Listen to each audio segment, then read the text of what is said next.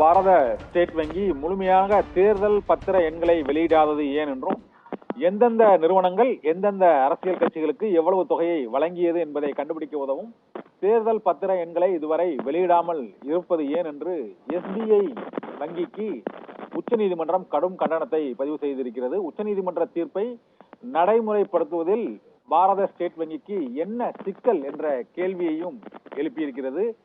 நேர்மையாக எஸ்பிஐ வங்கி செயல்படவில்லை என்றும், தேர்தல் நன்கொடை பத்திர விவகாரத்தில் உச்சநீதிமன்ற உத்தரவுகளை பாரத ஸ்டேட் வங்கி முறையாக செயல்படுத்தவில்லை என்றும், மீண்டும் மீண்டும் அதில் குழப்பமான தரவுகளையே வெளியிடுவது ஏன் என்ற கேள்வியையும் எழுப்பியிருக்கிறது.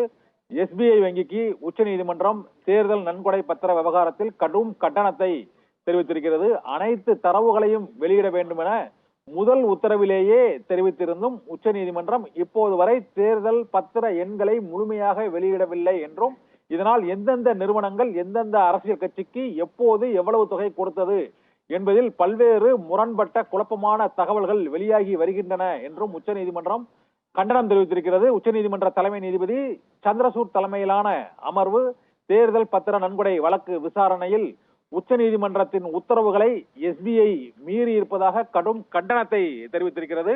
தேர்தல் பத்திரம் சார்ந்த அனைத்து விவரங்களையும் வெளியிட வேண்டும் என முதல் உத்தரவிலேயே தெரிவித்திருந்த போதிலும் இதுவரை அனைத்து தகவல்களும் வெளிப்படையாக அறிவிக்கப்படவில்லை என்றும், பல்வேறு விதமான தகவல்களை பல்வேறு கட்டங்களாக எஸ்பிஐ வெளியிட்டு வருவதற்கான காரணம் என்ன, தயக்கம் ஏன், நிர்பந்தம் எதுவும் இருக்கிறதா என்று பல்வேறு கேள்விகளை இப்போது மீண்டும் எஸ்பிஐ வங்கிக்கு உச்சநீதிமன்றம் எழுப்பியிருக்கிறது.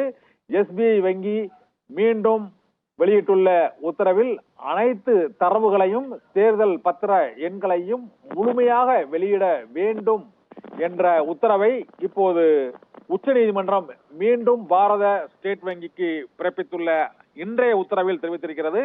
தேர்தல் நன்கொடை பத்திர விவகாரத்தில் பாரத ஸ்டேட் வங்கியின் நிர்வாகம் நேர்மையாக வெளிப்படையாக செயல்படவில்லை என்றும், அவ்வாறு செயல்பட வேண்டும் என்றும் உச்சநீதிமன்றம் அறிவுறுத்தி இருக்கிறது.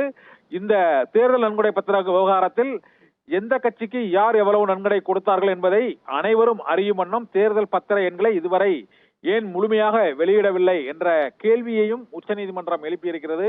இதனால் தேர்தல் நன்கொடை பத்திர வழக்கில் எஸ்பிஐயின் செயல்பாடுகள் நேர்மையானதாகவும் வெளிப்படைத்தன்மை வாய்ந்ததாகவும் இல்லை என்பதை உச்சநீதிமன்றம் மீண்டும் கண்டனத்தை பதிவு செய்திருக்கிறது.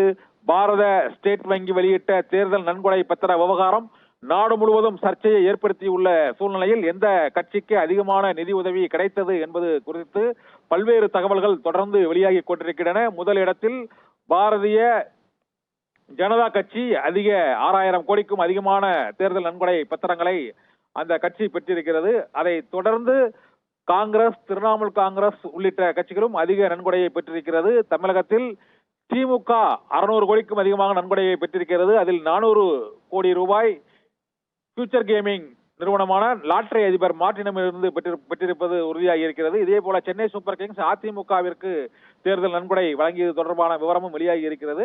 இது போன்ற விவரங்களை முழுமையாகவும் வெளிப்படையாகவும் தேர்தல் பத்திர எண்கள் மூலமாக எஸ்பிஐ தேர்தல் ஆணையத்திடம் உச்சநீதிமன்றத்திடம் இதுவரை வழங்காதது ஏன் என்ற கேள்வியை எழுப்பியிருக்கிறது. முதல் உத்தரவிலேயே அனைத்து விவரங்களும் தேர்தல் ஆணையத்தின் இணையதளத்தில் பதிவேற்றம் செய்யப்பட வேண்டும் என்று உத்தரவிட்ட சூழ்நிலையில் இதுவரை முழுமையாக பதிவிடாமல் பகுதி பகுதியாக அதை வெளியிடுவதன் மூலமாக குழப்பமான தகவல்களே வந்திருக்கிறது என்றும் பாரத ஸ்டேட் வங்கிக்கு உச்சநீதிமன்றம் கடும் கண்டனத்தை தெரிவித்திருக்கிறது. பானு.